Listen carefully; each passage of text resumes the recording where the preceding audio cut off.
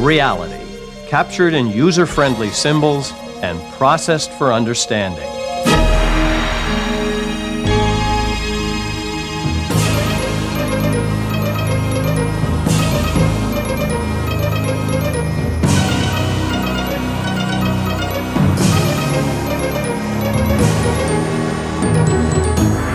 The Idea Channel.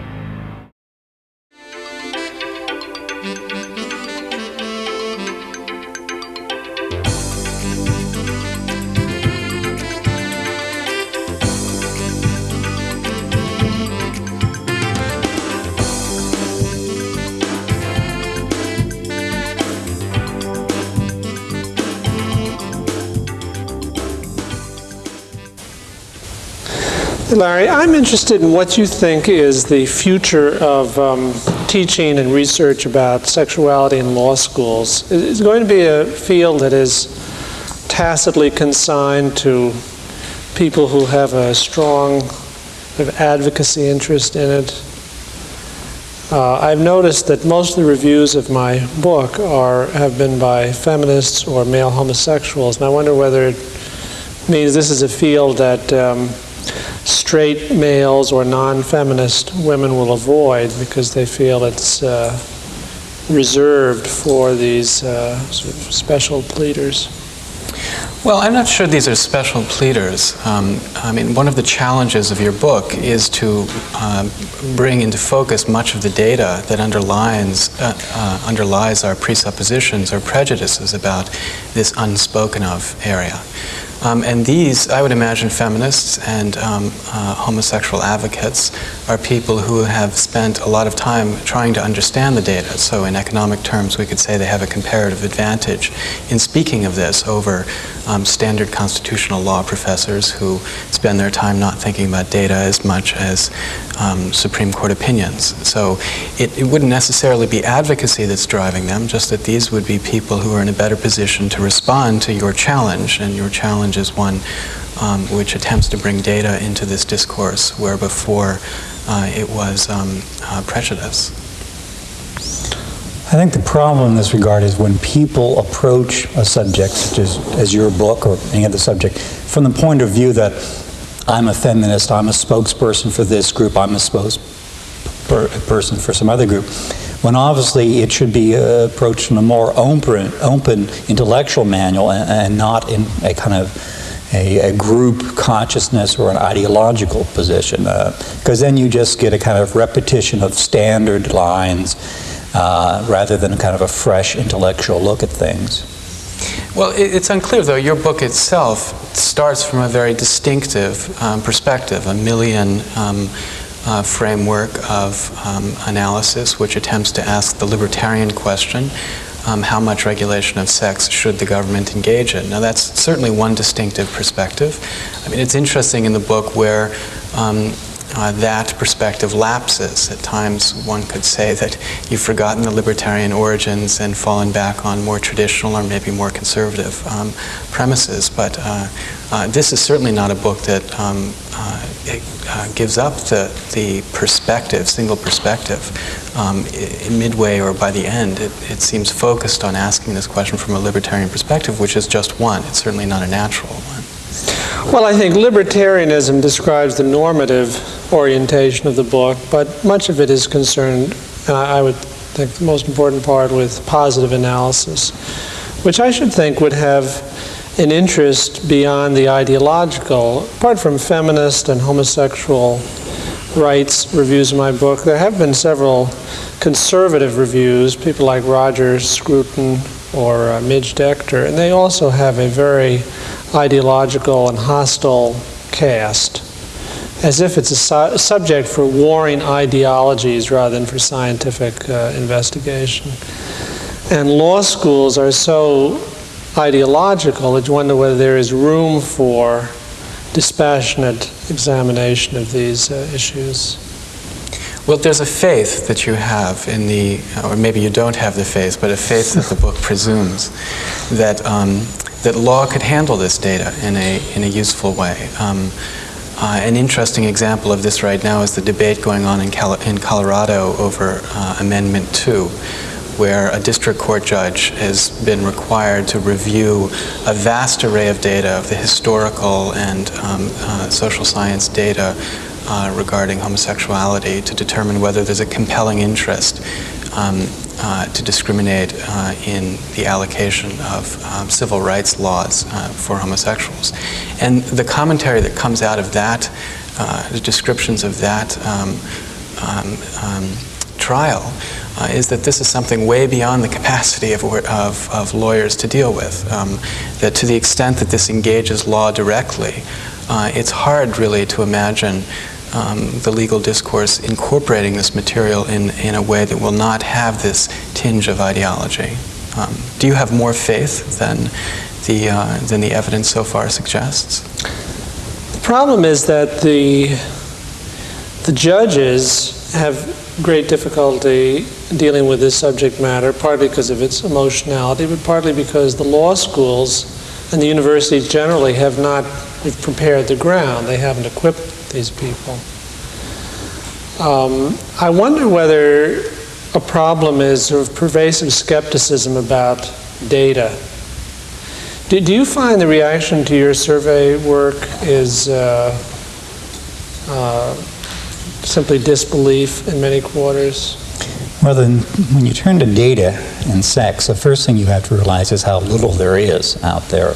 Given the kind of immense importance of sexual behavior for the human species, there is probably less firm, reliable scientific data of a generalizable nature than on any other topic. You take, for example, unemployment. It's studied by each month a 50,000 case federal survey. Well, in the entire history of social science research, there hasn't been that much research done on sexual behavior. So the first is there's a lot of bad information, a lot of pop sociologists and magazine surveys and theory of the month in terms of what is really happening in terms of sexual behavior. The second thing is that sexual behavior, when you do get down to trying to study it in a social science perspective, random, representative, high-quality surveys, is that this is a sensitive topic. This is not the topic that people are most at ease at talking about, and they do sometimes shade and distort their answers. You have to go to great length to try and encourage the frankness of reports.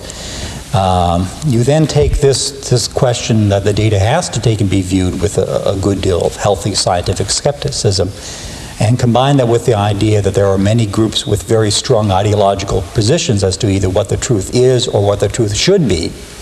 And they are completely unwilling to accept even the most persuasive data, much less data which does have to be viewed with some skepticism. Well, there have been efforts to validate these data. I know there have been efforts, for example, by questioning men and women separately and then pooling the results, seeing whether they don't match up. Are you satisfied with this literature? Well, I think in some areas, for example, where we now have enough repeated studies, different countries, and using different techniques, that some of the facts we're beginning to get a good firm handle on. For example, it's very clear that the traditional number, that 10% of the population is homosexual, is clearly an exaggerated number. There's been now over a half dozen studies from both the United States and from 4 European countries, which all show the number is in the low single digits rather than in terms of 10%, and that it's higher for males than it is for females. So in that area, for example, I think we have a growing scientific consensus on at least that one parameter. In other areas, for example, what the true level of extramarital relationships are, and certain other aspects, we have information that is much more tentative and much less certain at this point. Larry, do you think the feminist and gay law movement will accept that the 10% figure is exaggerated? Well, I have no idea whether they would accept that it's exaggerated. I'm sure that they will yield to the consensus of scientific discussions so long as the data questions are are resolved. But that really leads to a separate question about the use that you make of the data in your book. Much of the analysis which you make of these questions, in the end, comes down to what you term an empirical question. You've identified forces on both sides of what we could think of as an economic problem, given us a model for thinking about how these forces pull in both directions, and then in the end turn us to the data to resolve this dispute. Now, one question which the general unreliability of the data might raise is whether this could ever be a useful way of approaching these types of questions. More particularly, whether the data could ever be satisfactory enough to give us a compelling answer one way or the other in these types of questions. In particular, when you chastise, and rightfully so, the Supreme Court for its complete ignorance about the data.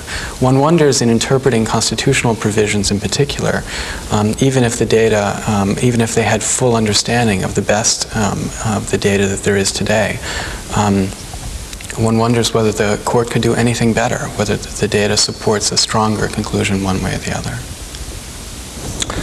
I don't know exactly where the courts would be led if they had a fuller understanding of this problem. It might be they would end up in the same place, because there are all sorts of political and institutional limitations on what they can do. So certainly the tone and content of the way they write about these questions would be different. What would be better about the tone? I mean, take Bowers, for example. Yeah, the homosexual sodomy case. The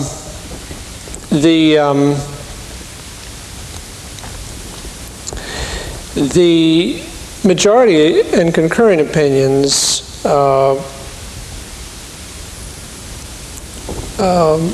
give the impression of a sort of a contemptuous, also a sense of that they believe that people who advocate homosexual rights have a kind of effrontery to them. It's echoed in Bob Bork's book, The Tempting of America, where he compares the notion of giving rights to homosexuals to giving kleptomaniacs rights. Now that clearly is a vast oversimplification of the phenomenon. On the other hand, the dissenting opinions in Bowers versus Hardwick treat homosexual orientation as the equivalent of preferring vanilla to raspberry ice cream. They regard it as an entirely unexceptionable variation in tastes, so that the long history of discrimination and fear and anxiety toward this phenomenon is considered just grotesque ignorance. I don't think that's true. Well, what would you add to that? I mean, you in your book in particular use the example of thinking of this as a problem of preference for vanilla versus chocolate ice cream as well. Now, that's obviously partial description. What would you add to the dissent's description of what homosexuality is that would help it be a more useful opinion? Some understanding of the fact that it is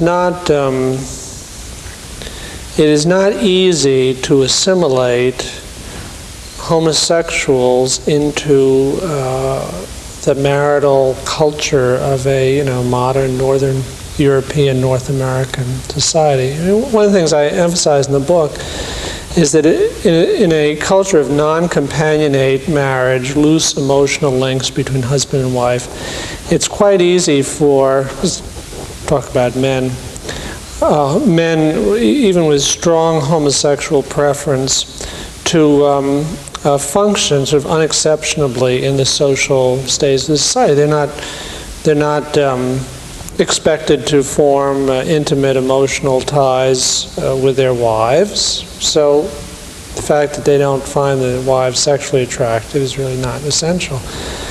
It's striking. There are a lot of reports that people in the Mediterranean cultures where the non-companionate style of marriage is traditional, will often deny that there are any homosexuals in their society. I mean, they know better, but what they mean is that because the homosexuals blend in sort of comfortably with this non-companionate marriage system, means that they're just not socially interesting, like left-handed people.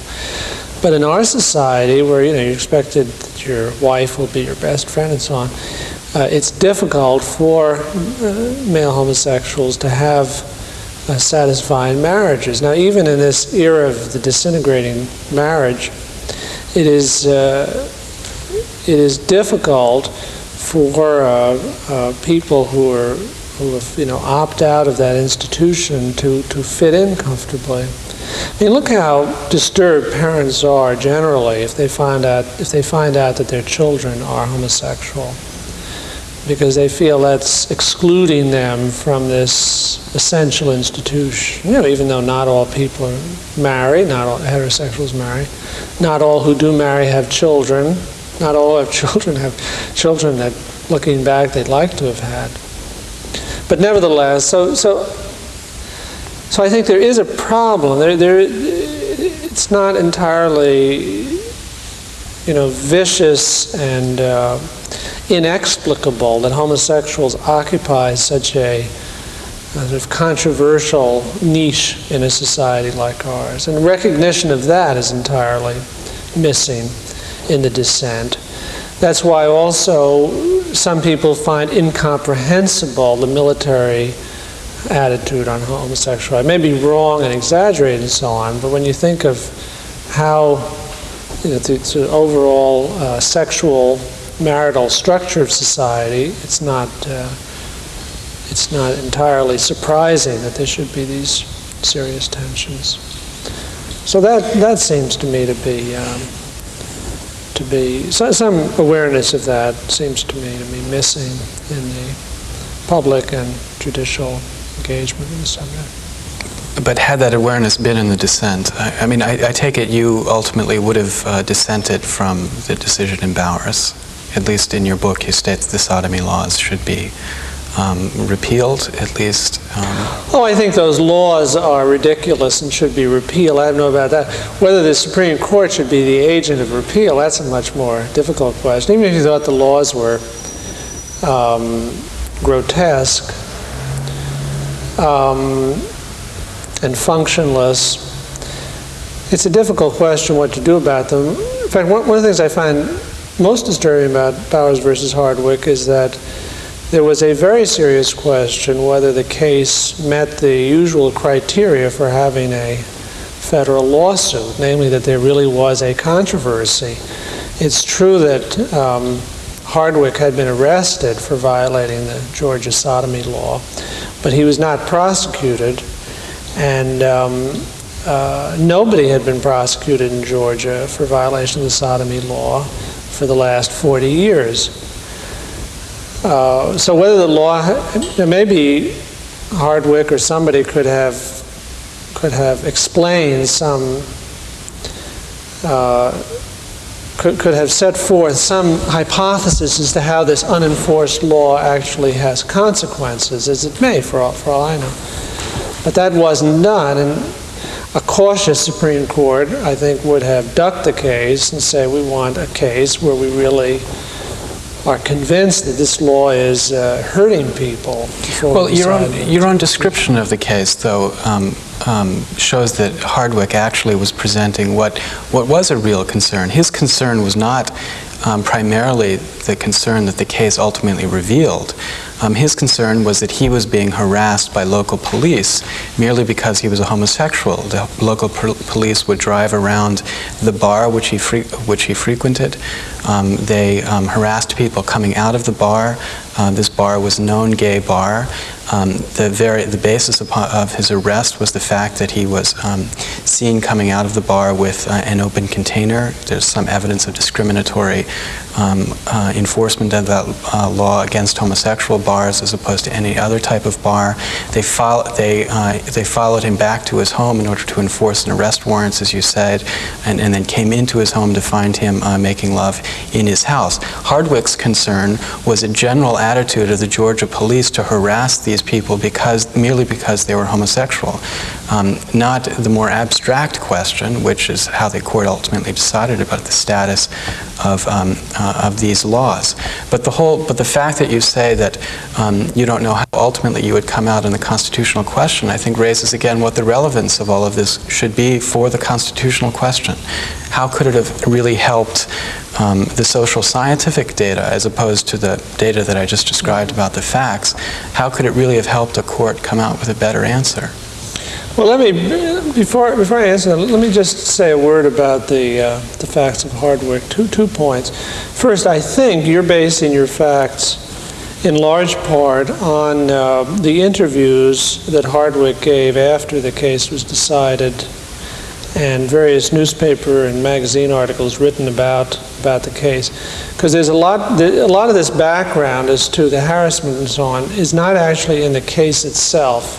It's in I don't mean it's inaccurate, but it wasn't really before the Supreme Court.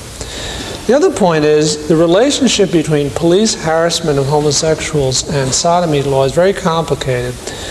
France abolished its sodomy law during the French Revolution. It was never reinstated. But there's a long history of French police harassment of homosexuals. And I think the reason is that in any society in which homosexuals are subject to blackmail, one of the potential blackmail authorities will be the police.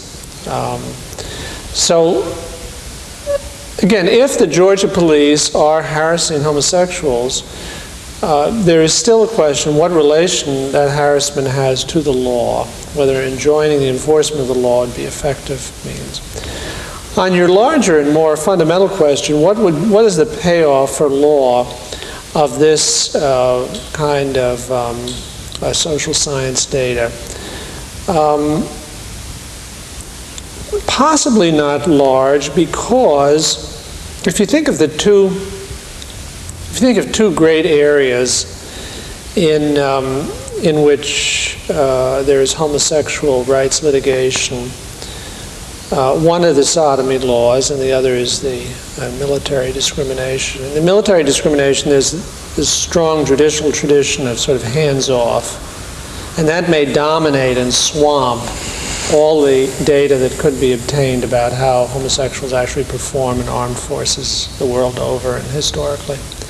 And in the sodomy case, there is the difficulty of finding a constitutional handle for dealing with any form of sexual regulation, since it seems so remote from the text and the intentions of the constitutional framers. But we know the Constitution is plastic. If judges who are immersed in these data obtained a very strong sense that these were pernicious and highly damaging laws, they would do something. It's possible, of course, the laws aren't that important. But that's whatever problems, occupational integration or public status or harassment that homosexuals encounter in the United States may have absolutely nothing to do with legal regulations. There's also an interesting angle in which you can look at the attitudes and how the attitudes and the law interact. You talked about how the constitutional issue might come in, and one is through this idea of a privacy right, an unspoken right in the Constitution, or one that's referred to by some specific things, but not as a general right, I perhaps should say. But there's a question that's been asked about, do you think homosexual relations between consenting adults should be legal? And you get a certain level of support when you ask it that way. And then you ask the question, do you think homosexual relations between consenting adults in the privacy of their own homes should be asked. And you get 20 percentage points higher support, which shows how important the issue of privacy can be when it augments the initial issue of homosexual relations. That's very interesting because it suggests that some of us purists have long criticized the Supreme Court for having appropriated the term privacy to describe what really is a form of autonomy or freedom.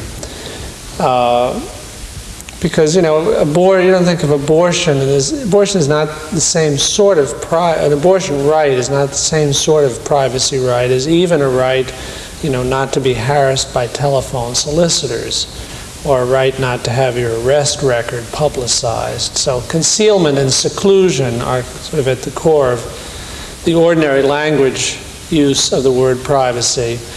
And the right to buy contraceptives, the right to engage in homosexual activity, the right to have an abortion are a different sense. But you know, your point shows that the Supreme Court had, you know, they have a political or they have a political sensitivity or knack in appropriating this word, which has such a highly charged, such a favorable valence for use in connection with sex. It's also interesting how that connects to the role of the court. It's hopeful, perhaps, and as our colleague Jerry Rosenberg would say, it's a hollow hope, to say that the court's discussion of these types of questions will actually have any type of effect on people's actual attitudes about this. I mean, let's say in Bowers, the Supreme Court had followed the dissent and said that this was, in essence, a fundamental right of autonomy to choose how to act upon preferences that you have in this realm. This was something done in the privacy of Hardwick's own home, and that to echo the words of Douglas, it really would have been extraordinary to imagine the police coming into people's homes to find the telltale signs of acts of sodomy. So if that had been the rhetoric that the court had used, one could ask, and law professors at least would hope, whether people's attitudes in the whole discourse about how one discusses homosexuality would change. This would no longer be a special type of sickness or a special type of deviance that law properly could attempt to regulate. This would be just one manifestation of human identity. If anything, there's a role for the court in attempting to reconstruct something of social attitudes. You think the Constitution is plastic, but people are not. One might wonder whether the way the court speaks about these issues, the way it frames it, changes the way people think about it. I mean, if public opinion survey research can change the way people think about it merely by saying this is a privacy question, one might wonder whether the Supreme Court, too, if it thought about it like this, could have an actual effect on how people approach it. Well, let me say two things in regard to that. One, I think what we learned from the public opinion research on this is not that it's changed by kind of an artificial introduction of this phrase, but that privacy is such an important issue that when you bring it to the tops of their minds, it has a quite understandable, strong impact on it. I think there's also a lot of good historical evidence. It's sometimes contested, but I think there's very good evidence that a Supreme Court that takes a strong and either unanimous or a very strong majority decision can have quite some impact. There's certainly a lot of speculation, for example, with the recent sexual harassment case, that the unanimous decision, the very quick turnaround, will send, first of all, a very clear message to the lower courts as to how the Supreme Court want them to act, but beyond the judicial system, will send a message to employers about the proper parameters of behavior in the workplace.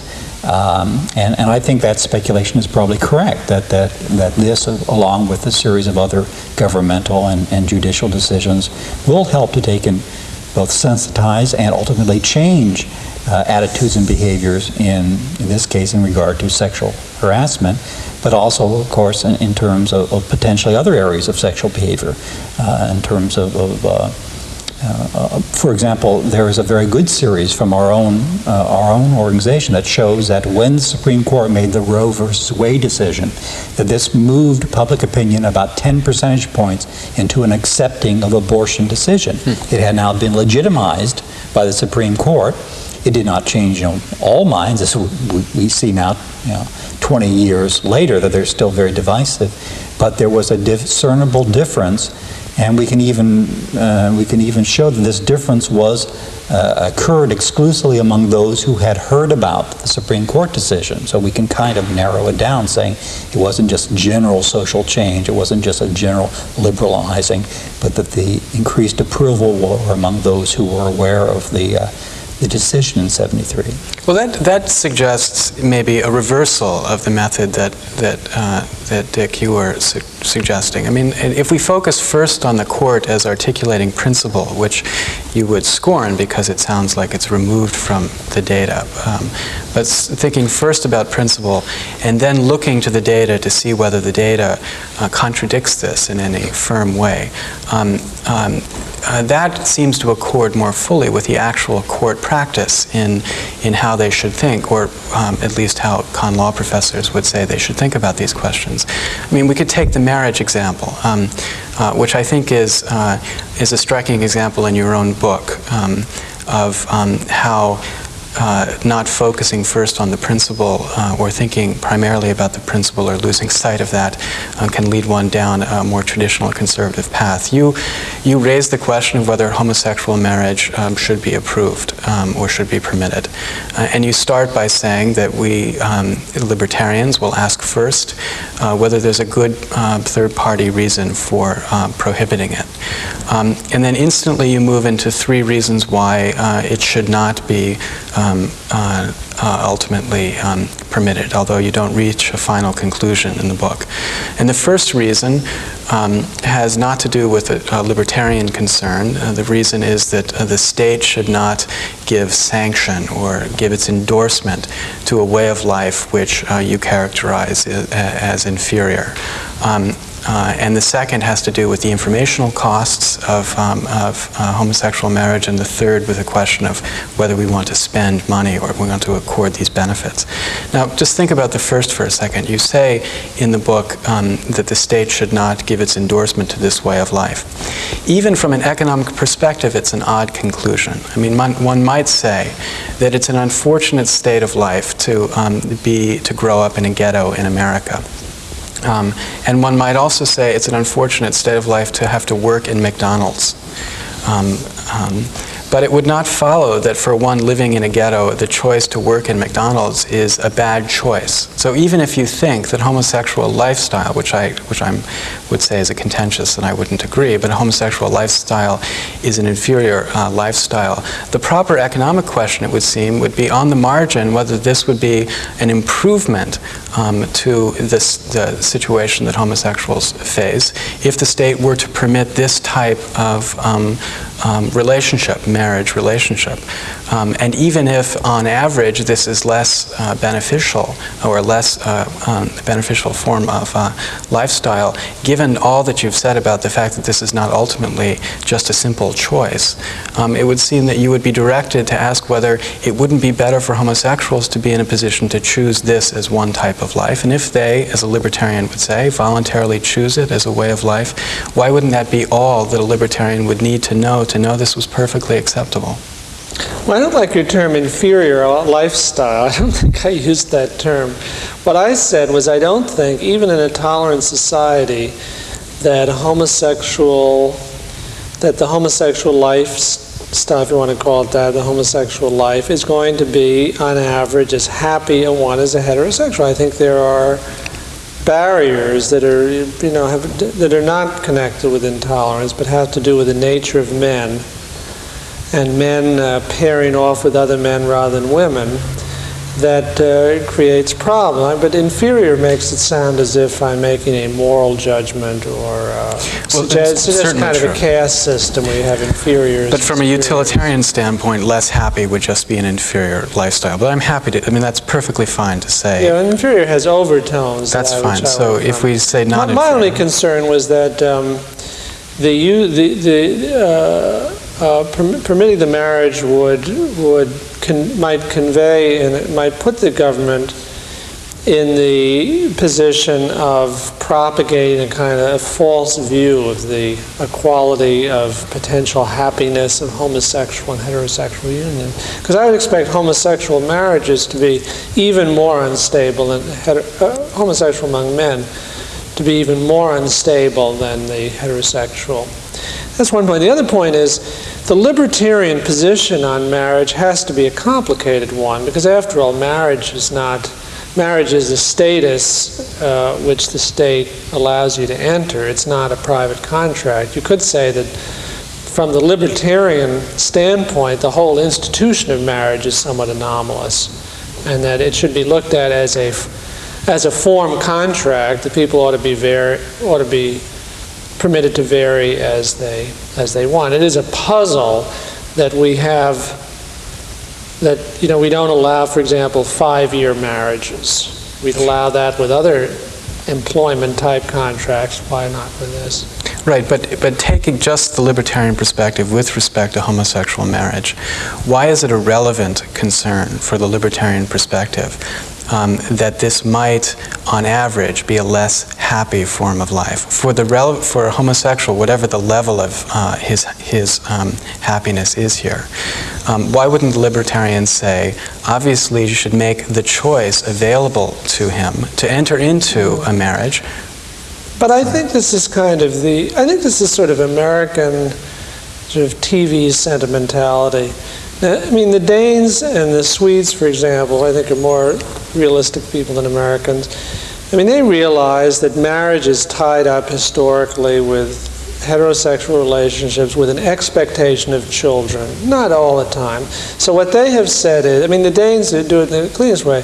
They say if you want to have you can have a homosexual union, and every provision of the Danish marriage code will be applicable except those that pertain to children. So it's perfectly straightforward. They call it domestic partnership because it isn't identical to marriage. It's part of the marriage code, the part that's relevant. I call it domestic partnership. That seems to me to be entirely sensible. We ought to have the same thing. But in America, I think the reason for wanting to have recognized homosexual marriage is not the concrete reasons, the spousal benefits and so on. They can all be done by contract or by some cohabitation form like the Swedish or the Danish. It's to bring all the sentimental overtones of marriage into this homosexual relationship and to say, in the manner of the dissenters in Bowers versus Hardwick, this is America. Everybody can be just as happy as everybody else. And there's no difference between a homosexual relationship and a heterosexual. But there is a difference, I think, maybe wrong, but I think there are deep biological reasons why male relationships will always be different from male-female. And that we should recognize that, not pretend otherwise. I'm interested in this question, whether Supreme Court decisions do influence public opinion. I've been reading Reeves's book about the Kennedy presidency, an outstanding book, it seems to me. What's striking about that is that there's a lot, of course, about civil rights and how it blew up in the early 60s. Nobody ever refers to Brown versus Board of Education as a factor in the civil rights revolution. When the Kennedys came into power, they had no interest in civil rights. And when the blacks began demonstrating in the South, in Birmingham and so on, they were just very exasperated at this business, which was distracting them from their real interest, which was foreign affairs. And when they tried to figure out why the blacks were becoming so difficult, there's a striking conversation between John Kennedy and one of his relatively few black friends, in which he asked this fellow, why are these people so militant all of a sudden? And the fellow said, "It's you, Mr. President. You have lifted their aspirations." And something about the Kennedy spirit, the changing of the guard, the passing of Eisenhower, had helped to encourage this militancy, along with a lot of other things having to do with the situation of blacks. But not Brown versus Board of Education. That doesn't seem to be in the background of the early 60s lunch counter, desegregation marches, and then the Civil Rights Act of 1964, and what we really regard as key. I think Bowers and Hardwick decided the other way would simply have diminished the Supreme Court's authority, in the same way that the Supreme Court's, the Warren, in the era of Warren, creating all sorts of new rights for criminal defendants, simply diminished the Supreme Court's authority. I mean, Americans don't like criminals. They don't want them to have rights. When the Supreme Court abolished capital punishment in the Furman case, did people all of a sudden wake up and say, my God, capital punishment is savage? We understand now from the Supreme Court this is a barbarous institution. It's been abolished in all of Europe. No. So capital punishment was reimposed, and today, as you know better than I do, I think it has the support of 75% of the population, enthusiastic support.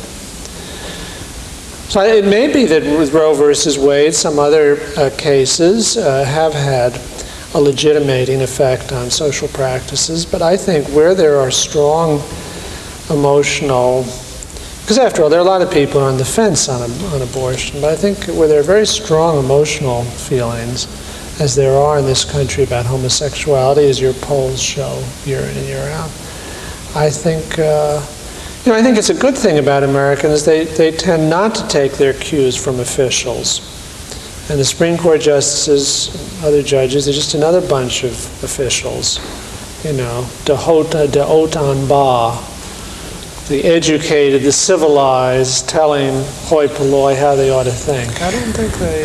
So this means that if Bowers had been decided 6 years after it was decided, and it had the benefit of Sex and Reason as a book, and it had come out the other way, and it had said, see this wonderful book that shows the complete irrationality of this as a form of regulation, and it's a sort of irrationality that we will no longer tolerate, consistent with our long-standing respect, and in some ways, you suggest exaggerated respect for sexual autonomy, and therefore these statutes will be struck down.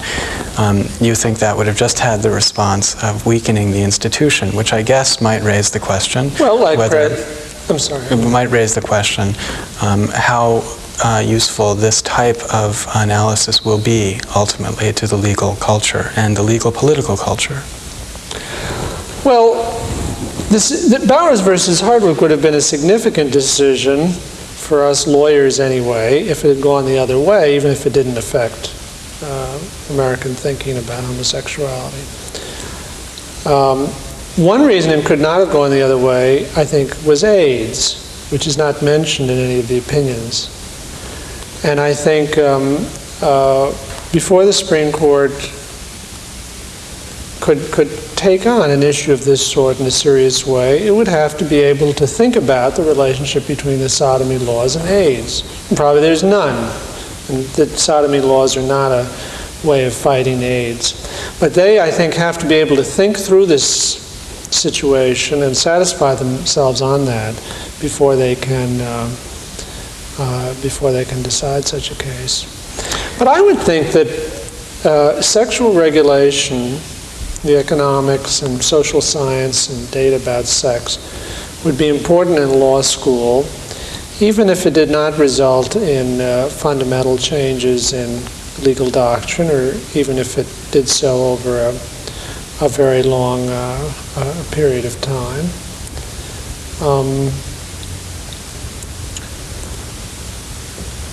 To take a concrete example, The model penal code drafted by the American Law Institute in the early 50s did abolish the crime of sodomy, and was adopted in Illinois, or that portion of it was adopted by Illinois in the 60s, and is an example of how scholarly thinking on these subjects of sexuality can influence the law. And I should think that even if the Supreme Court, in its vulnerable position and limited authority, were unwilling to take on the sodomy question, you can imagine law professors working with data and with theory, persuading these state legislatures to change their... Well, it is striking, and I'm sure the data supports this, it is striking that the effect of your book, or the use of the data in your book, is primarily to debunk these prejudices which most people, and whether conservative or liberal, I think, most people would begin to approach this subject with. So it's certainly true that to the extent the data has some effect, it has an effect in taking care of the prejudices. But the question of whether it can do something more in guiding legal discourse once we've eliminated the prejudices, at least in constitutional law, is one that I think turns on the capacity of constitutional law to remove itself from its text, structure, and historical focus and become more pragmatic. But the question of whether law can become more pragmatic is maybe one we need to take up at a different time.